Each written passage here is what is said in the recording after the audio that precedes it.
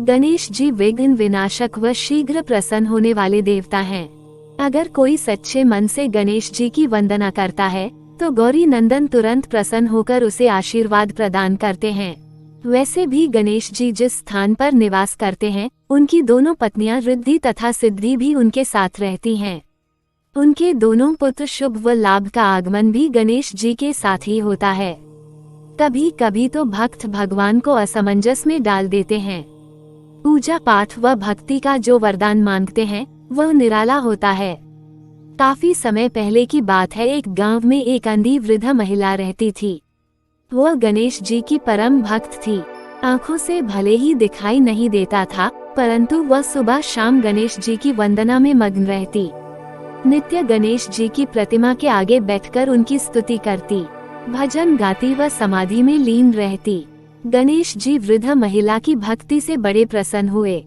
उन्होंने सोचा, यह वृद्ध महिला नित्य हमारा स्मरण करती है, परंतु बदले में कभी कुछ नहीं मांगती, भक्ति का फल तो उसे मिलना ही चाहिए। ऐसा सोचकर गणेश जी एक दिन उस वृद्ध महिला के सम्मुख प्रकट हुए तथा बोले, माई, तुम मेरी सच्ची भक्त हो। जिस श्रद्धा व विश्वास से मेरा स्मरण करती हो, हम उससे प्रसन्न हैं। अतः तुम जो वरदान चाहो हमसे मांग सकती हो। वृद्ध महिला बोली, प्रभु, मैं तो आपकी भक्ति प्रेम भाव से करती हूँ, मांगने का तो मैंने कभी सोचा ही नहीं। मुझे कुछ नहीं चाहिए। गणेश जी पुनः बोले, हम वरदान देने के लिए आए हैं। वृद्ध महिला बोली, हे सर्वेश्वर, मुझे मांगना तो नहीं आता।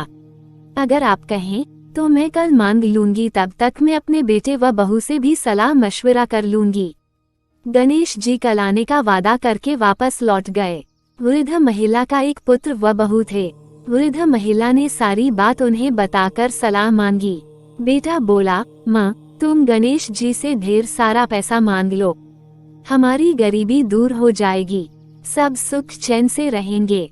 वृद्ध महिला की बहू बोली, नहीं, आप एक सुंदर पोते का वरदान मांगें, वंश को आगे बढ़ाने वाला भी तो चाहिए। वृद्ध महिला बेटे और बहू की बातें सुनकर असमंजस में पड़ गई। उसने सोचा, यह दोनों तो अपने अपने मतलब की बातें कर रहे हैं। वृद्ध महिला ने पड़ोसियों से सलाह लेने का मन बनाया। पड़ोसन भी नेक दिल थी। उसने वृद्ध महिला को समझाया कि तुम्हारी सारी जिंदगी दुखों में कटी है, अब जो थोड़ा जीवन बचा है वह तो सुख से व्यतीत हो जाए। धन अथवा पोते का तुम क्या करोगी? अगर तुम्हारी आंखें ही नहीं हैं, तो यह संसारिक वस्तुएं तुम्हारे लिए व्यर्थ हैं। अतः तुम अपने लिए दोनों आंखें मांग लो। वृद्ध महिला घर लौट आई। वृद्ध महिला और भी सोच में पड़ गई। उसने सोचा, कुछ ऐसा मांग लूं जिससे मेरा, बहू व बेटे सबका भला हो। लेकिन ऐसा क्या हो सकता है?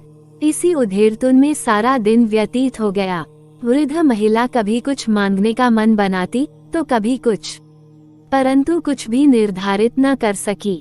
दूसरे दिन गणेश जी पुनः प्रकट हुए तथा बोले, आप जो भी मांगेंगी वो हमारी कृपा से हो जाएगा, यह हमारा वचन है।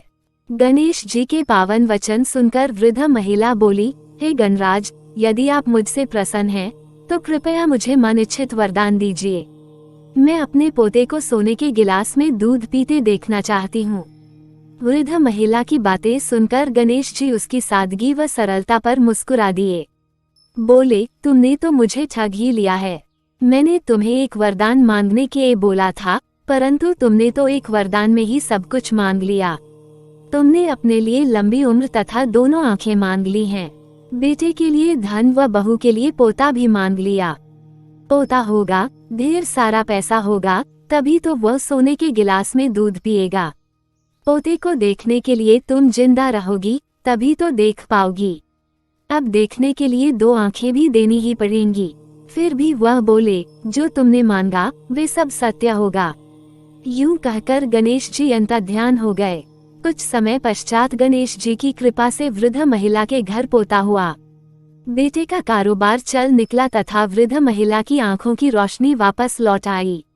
वृद्ध महिला अपने परिवार सहित सुखपूर्वक जीवन व्यतीत करने लगी।